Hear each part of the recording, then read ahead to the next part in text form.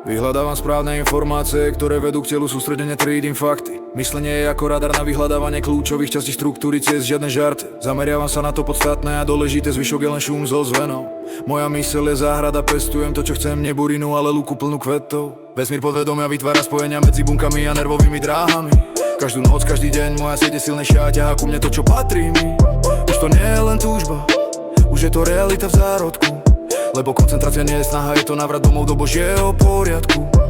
Vesmír podvedomia vytvára spojenia medzi bunkami a nervovými dráhami.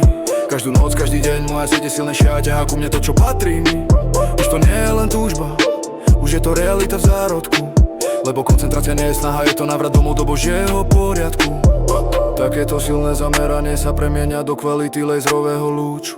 Reže pochybnosti, spaluje výhovorky, určuje smer prúdu. Som v jednote s ideou, vstupujem do bubliny sústredenia.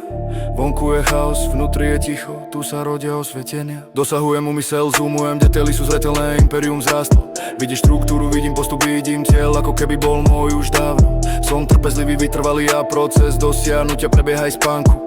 Moje podvedomie pracuje, keď snívam, spája body, ďakujem za životnú šancu. Vesmír podvedomia vytvára spojenia medzi bunkami a nervovými dráhami.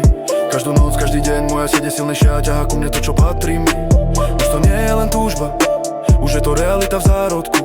Lebo koncentrácia nie je snaha, je to návrat domov do Božieho poriadku. Vesmír podvedomia vytvára spojenia medzi bunkami a nervovými dráhami. Každú noc, každý deň moja sieť je silnejšia a ťahá ku mne to, čo patrí mi. Už to nie je len túžba, už je to realita v zárodku. Lebo koncentrácia nie je snaha, je to návrat domov do Božieho poriadku. A teraz sa nadýchni a vnímaj. Tvoje podvedomie ťa počúva. Každá bunka vie, kam ideš. Každá bunka ťa nasleduje. Si v strede svojho kruhu, si v strede svojho svetla.